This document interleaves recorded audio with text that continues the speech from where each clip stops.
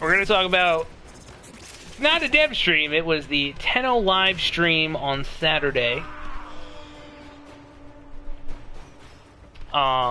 There Tenno Con really showed a lot of great things. Like, I'm pumped. I don't know if anybody else is.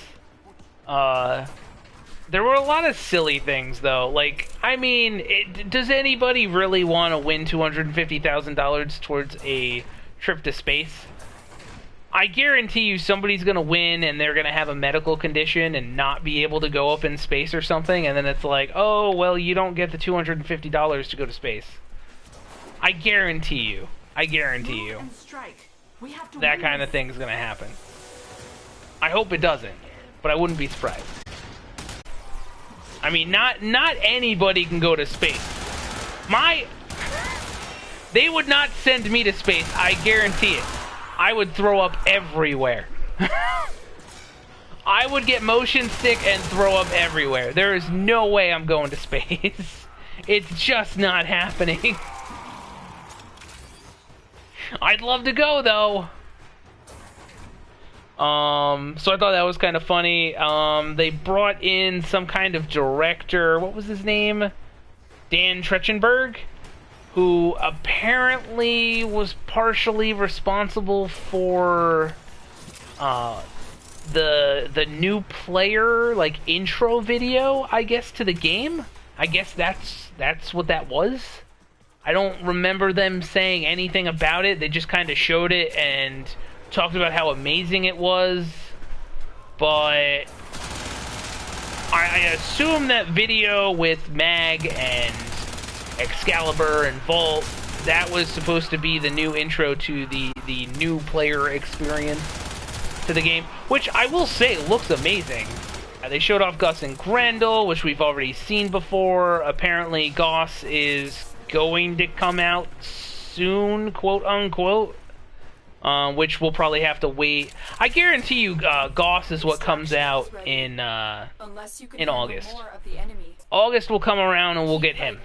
That's what's going to happen. Wukong Prime is out now. You can go and farm all the relics for Wukong Prime, which is awesome.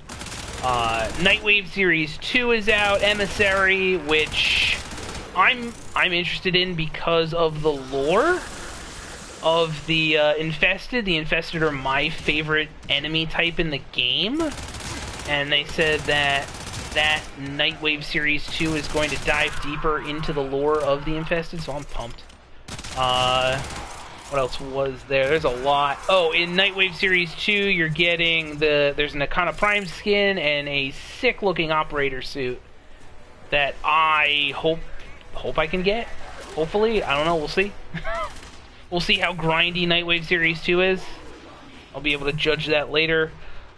They showed off a video from the new war. Looks really nice. You should definitely check out all these videos if my talking about it is just not doing it for you, because I guarantee you'll see it and think they look amazing. There is, Natah's brother leads the army, apparently, in the new war. So that should be interesting. I know nothing about him. I have to catch up and kind of relearn some things when it comes to the lore of the game. So I want to know who this person is, like who Natah's brother is. I mean, we saw them. I think that thing at the end was them. It looks pretty spooky, pretty gruesome, at least in my opinion. Let's see. Empyrean! Oh my god. So, there's a lot of things with Empyrean, which was before, like, codename Railjack. Railjacked, whatever. There, with Empyrean, there is a new engine the game's going to be using. We talked about this a little earlier on stream. There's new materials, new art designs for your orbiter, all kinds of stuff.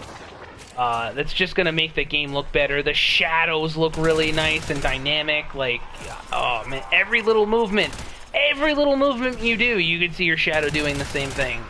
It looks really nice. You could fully customize your exterior and your interior of your railjack. It's definitely clan oriented. I think they said that whether you are in a solo clan or, you know, a clan with, you know, X amount of people, you're gonna have to get the technology to build one. Every person's gonna be able to have their own. You're gonna be able to earn technology to upgrade your railjack. In squads, like if you find something, it doesn't just go to you; it goes to everybody in the squad. So that's good. The customization looked really nice, I want to say that. You're also going to be able to customize things like your shields, your hull, turrets, all kinds of things to make it stronger. There's going to be NPC crew members that you can hire, fire, have them upgrade your ship, which also looks amazing, sounds amazing. It's just another level within that update to grind. You know, oh, let me get the, like, I could just imagine, like, oh, I gotta get these high-end NPCs to make my ship the strongest it possibly can be. You know? Like, that's really cool. I'm interested in that. What else do we have? Squads are in technology, I said that already. Oh, there's different modules? Can't read my own handwriting. There's like battle modules, tactical modules. It's basically like, it's nothing like the mod system, but it's similar in a way. And you're going to be able to change that kind of thing on the fly while you're, like, I guess, in the heat of battle, which is nice.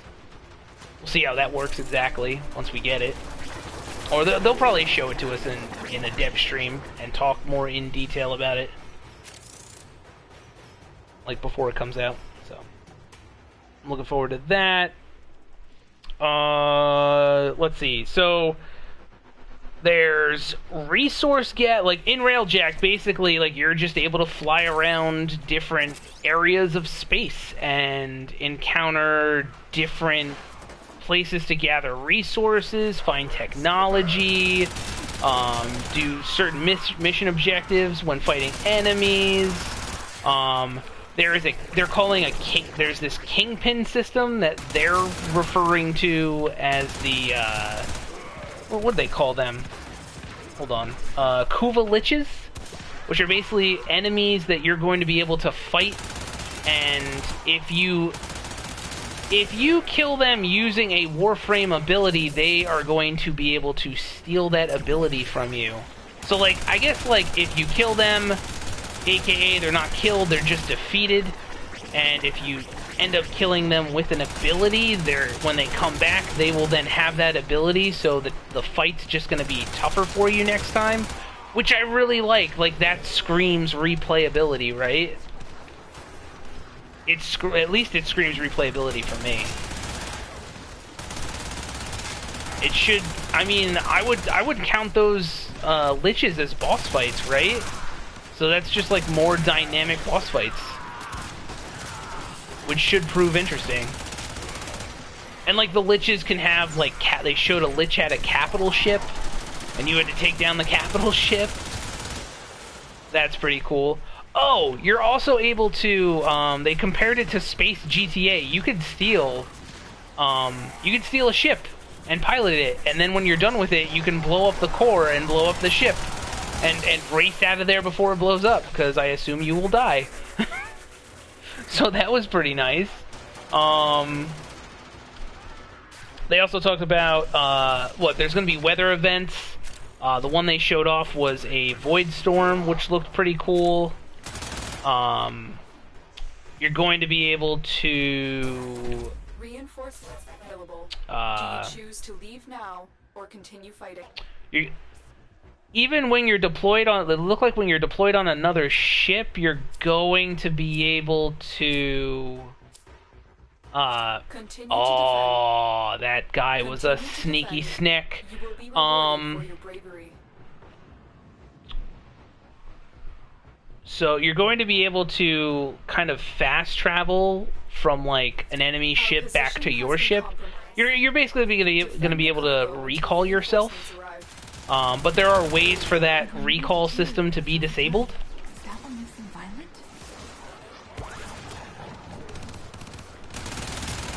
Like we saw the Void Storm disabled it. I believe the Lich did something to disable it, and then that's where the next big thing came in. They want to make the game more connected between players, so they're instituting this system within the game so that your friends, clanmates, alliance members, if you're playing a game session with your squad and this dynamic event happens where, you know, in the instance that they showed, something was blocked by the Lich. He activated something. And you're going to be able to basically, like, call out to a team with squad link, and then that means another squad playing the game off your friends list, clans list, or your alliance is going to then be able to participate and help you with your mission. Which is really cool when you think about it. Like, all you gotta do is throw out a beacon. You throw out a beacon to opt in, and that's pretty much it.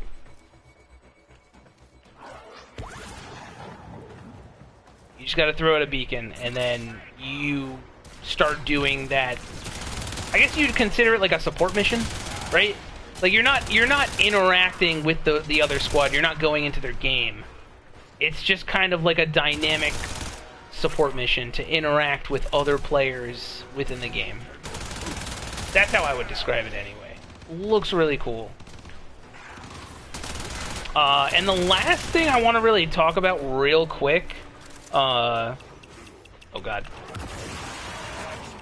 is I think they showed, I think the trailer they showed off was like the next, like kind of, I guess, quest campaign for the game after the New War. The New War's not even out yet, but they showed us a trailer for the Duviri Paradox? Is that how you pronounce it? Which, it looked like a flashback. It looked like a flashback. There was a guy on a horse attacking somebody else, and then all of a sudden you saw your operator, and he tucked away a tigress, and then disappeared, and then the guy picked up the tigress and shot the dude on the horse. It was very weird, very trippy. I don't know, I think it might be something that, like, we interact with through the Void Storms, and we're able to kind of, through the Void Storms, interact with the past. I don't know, it looked really cool. At least I like the art style. The art style was really good. Like that horse, that weird looking horse thing, that was cool. I like the design. The art team is definitely earning their paycheck. But that is everything I wanted to bring up. I know a lot of you in chat right now told me some of the things you liked. But seriously, what are you looking forward to the most? Out of everything they showed and talked about, what are you looking forward to the most?